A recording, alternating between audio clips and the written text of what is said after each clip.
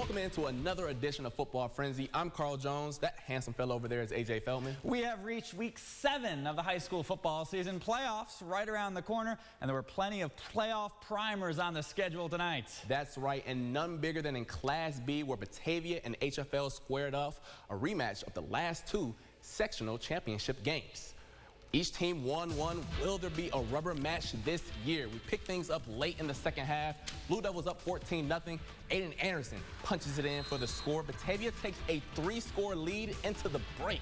Coming out of halftime, the Cougars looking for some answers. They go deep in the bag of tricks. Matt Meacham up top to his main man, Andrew Wesenreed, with a touchdown. That makes it 21-7.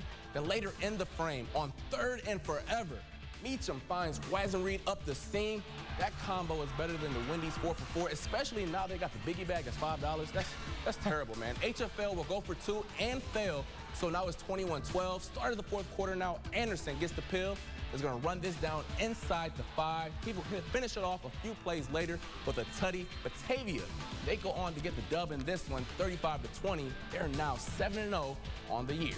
A big showdown in Class C. Gananda hosting undefeated Dundee. Bombers down 20-0 early, but just 28 in the 3rd. The Mustangs looking for something on 3rd and long, but Manny Sepulveda comes out of nowhere for the pick. Takes it 56 yards to the house. Then on the next offensive drive, it's Daryl Sneed for a long run. The Bombers take a 24-20 lead. Start of the 4th, Carter Earl for Dundee. It's tipped once, twice. Oh, Caden Dixon comes down with it. 68 yards for the score, and Dundee leads 27-24.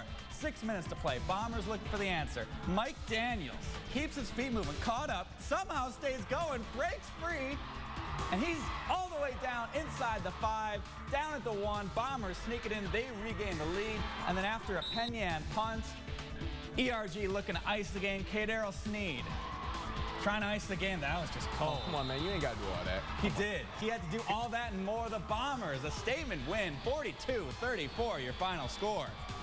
Tonight at Penfield, McQuaid players wearing red under their uniforms in honor of Penfield senior Nathan Weedle, who passed away this week.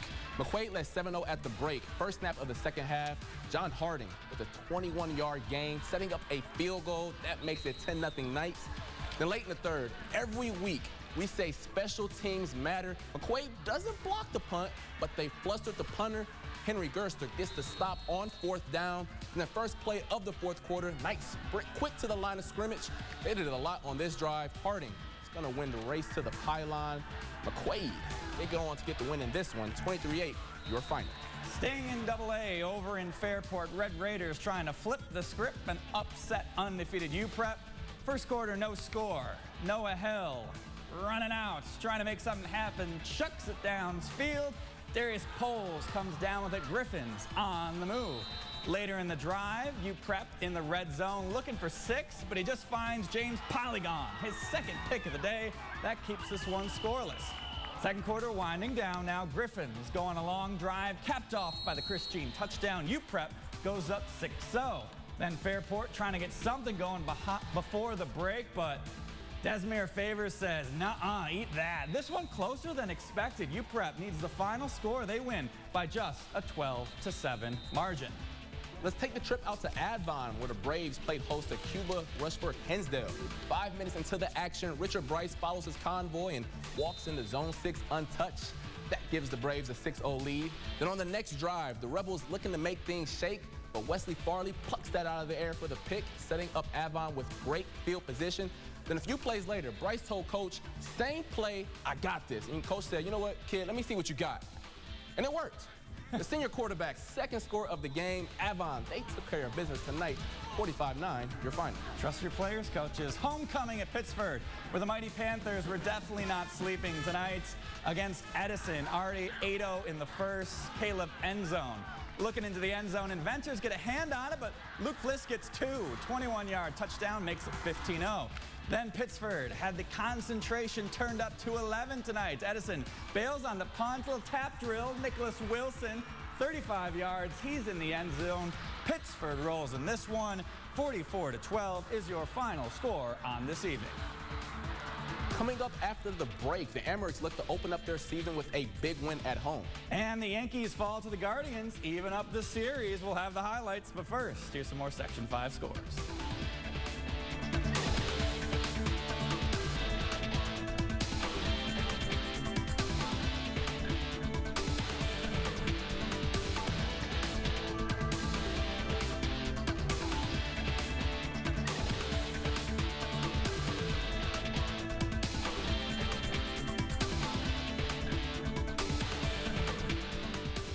Well, coming up tomorrow on Football Frenzy, we close the books on the penultimate week of the regular season. Rush Henrietta battling Aquinas. Canada will look to move to 6-1, taking on Irondequoit. Plus, it's a top 20 sold-out showdown at the Dome as the Orange try and prove they're legit as they host number 15 NC State. But that'll do it for us tonight. Tomorrow on CBS, another great college battle, Alabama and Tennessee. Should be a good one. That's 3:30 on WROC. But that'll do it for us tonight. For Carl Jones, I'm AJ Feldman. Have a great rest of your night, and we will see you tomorrow.